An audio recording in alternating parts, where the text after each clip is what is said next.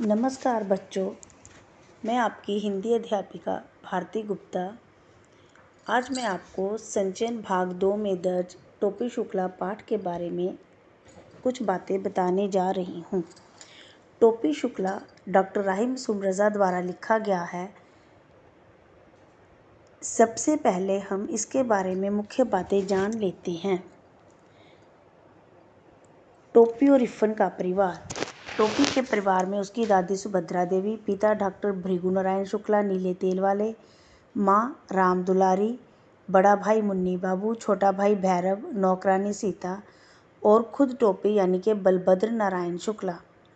उसका दोस्त इफ़न, उसका परिवार, उसके दादा और परदादा प्रसिद्ध मौलवी थे जो कि करबला में मरने के बाद दफनाए गए। परदादी वो भी नमाजी थी। दादी ज़मींदार घर में पली बड़ी हुई खुले विचारों वाली थी। अब उसका घर कराची में था, पहले वो असम में रहते थे। अब्बू का नाम सैयद मुर्तज़ा हुसैन जो कि पेशे से कलेक्टर थे। उसकी अम्मी, एक बड़ी बहन और एक छोटी बहन उसके परिवार में थी और उसका नाम इफ़न का सैयद ज़रगाम मुर्तज़ा हुसैन था। इसके मुख्य बिंदु इस प्रकार हैं।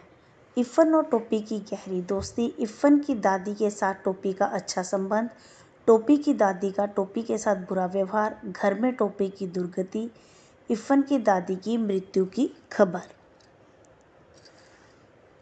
इफ़न के पिता की दूसरे शहर में बदली, कलेक्टर के घर में टोपी के साथ बुरा व्यवहार, नौकरानी सीता का टोपी के प्रति स्नेह, टोपी का 10वीं कक्षा में 2 बार फेल होना, स्कूल में टोपी के साथ बुरा व्यवहार, घर में भी टोपी की उपेक्षा होना, पिता का चुनाव में हार जाना, अंततः तीसरे साल तीसरे दर्जे में पास होना। अब आप पाठ का सार जानें। यह कहानी टोपी शुक्ला उपन्यास का एक अंश है। टोपी कहानी का मुख्य पात्र है। उसके पिता एक डॉक्टर हैं। यूँ तो उसके परिवार में 20वीं सदी पहुंच चुकी है, परंतु फिर भी परिवार अत्यधिक संस्कारवादी भी है। टोपी का एक दोस्त है इफ़न। दोनों के घर अलग अलग थे, दोनों के मज़हब अलग अलग थे, दोनों एक दूसरे के बिना अधूरे थे। फिर भी दोनों की गहरी दोस्ती थी, दोनों में प्रेम का रिश्ता था, दोनों एक ही कक्षा में पढ़ते थे। इफ़न के दादा और परदादा मौलवी थे। मरने से पहले उन्होंने वसीयत की थी कि उनकी लाश करबला ले जाई जाए। इफ़न के पिता ने ऐसी कोई वसीयत नहीं की थी, उन्हें एक हिंदुस्तानी कब्रिस्तान में ही दफनाया गया। इफ़न की दादी नमाजी और रोज़े की बड़ी पाबंद थी। वो पूरब की रहने वाली थी, इसलिए मरते दम तक पूर्वी बोलती रही। वे गाने बजाने में रुचि लेती थी। इफ़न की छठी पर उन्होंने जी भरकर जश्न मनाया था। इफ़न की दादी ज़मींदार की बेटी थी, उन्हें दूध की दही पसंद था, परंतु लखनऊ आकर वह इन सब चीज़ों के लिए तरस गई। यहाँ आते ही उन्हें मौलवी बन जाना पड़ता था। इफ़न की दादी को मरते वक्त अपना घर, आम का पेड़ और अनेक चीज़ें याद आईं। उन्हें बनारस के फातमैन में दफन किया गया। इफ़न तब 4th कक्षा में पढ़ता था और टोपी उसका दोस्त बन चुका था। वह अपनी दादी से बहुत प्रेम करता था। दादी उसे तरह तरह की कहानियाँ सुनाती थी।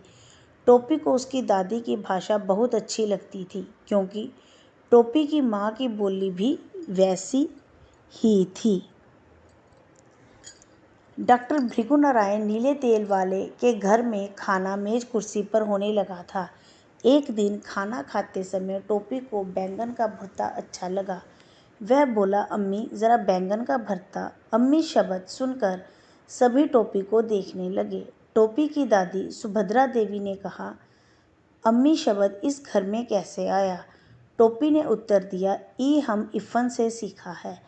राम दुलारी बोली, तय कौनो मियाँ के लड़का से दोस्ती कर ली बे वायकारे। इस पर सुभद्रा देवी गर्ज उठी, बहू तुझसे कितनी बार कहा है कि मेरे सामने यह गंवारों की ज़बान ना बोला करो। लड़ाई का मोर्चा बदल गया। जब भृगु नारायण को पता चला कि टोपी ने कलेक्टर साहब के लड़के से दोस्ती कर ली है, तो वो अपना गुस्सा पी गए। इसके बाद टोपी को बहुत मार पड़ी, फिर भी टोपी इफ़न के घर ना जाने की हाँ नहीं भरी। मुन्नी बाबू और भैरव उसकी पिटाई का तमाशा देखते रहे। मुन्नी बाबू ने टोपी की शिकायत करते हुए कहा कि ये उस दिन कबाब खा रहा था। यह बात सरासर गलत थी, जबकि मुन्नी बाबू स्वयं कबाब खा रहे थे। अगले दिन यह बात टोपी ने इफ़न को बताई और दोनों ज्योग्राफिया का घंटा यानी ज्योग्राफी का पीरियड छोड़कर सरक गए। उन्होंने पंचम की दुकान से केले खरीदे। टोपी केवल इफ़न के हाथ से फल खाता था। टोपी ने कहना शुरू किया कि क्या ऐसा नहीं हो सकता कि हम अपनी दादी बदल लें, पर यह बात इफ़न को अच्छी नहीं लगी। इफ़न ने कहा, मेरी दादी कहती है कि बूढ़े लोग मर जाते हैं। इतने में नौकर ने आकर सूचना दी कि इफ़न की दादी मर गई है। शाम को जब टोपी इफ़न के घर गया तो वहाँ सन्नाटा पसरा पड़ा था। कई लोगों की भीड़ जमा थी। टोपी के लिए मानो सारा घर खाली हो चुका था। टोपी ने इफ़न से कहा, तेरी दादी की जगह हमारी दादी मर गई होती तब ठीक ब्याह होता।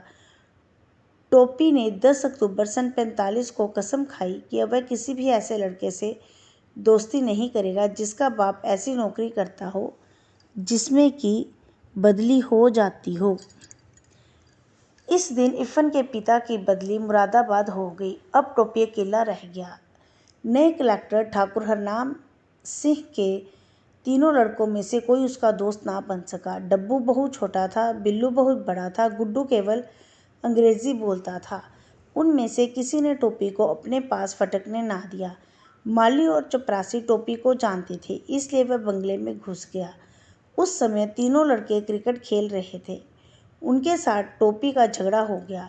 डब्बू ने असेशन कुत्ते को टोपी के पीछे लगा दिया। टोपी के पेट में 7 सुइयां लगी तो उसके होश आए। फिर उसने कभी कलेक्टर के बंगले का रुख नहीं किया। घर में टोपी का दुख समझने वाला कोई ना था। बस घर की नौकरानी सीता उसका दुख समझती थी।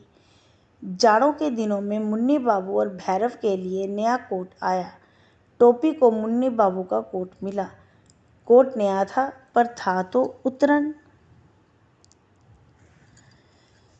टोपी ने वह कोट उसी वक्त दूसरी नौकरानी के बेटे को दे दिया। वह खुश हो गया। टोपी को बिना कोट के जाड़ा सहन करने के लिए मजबूर होना पड़ा। इस पर टोपी दादी से झगड़ पड़ा।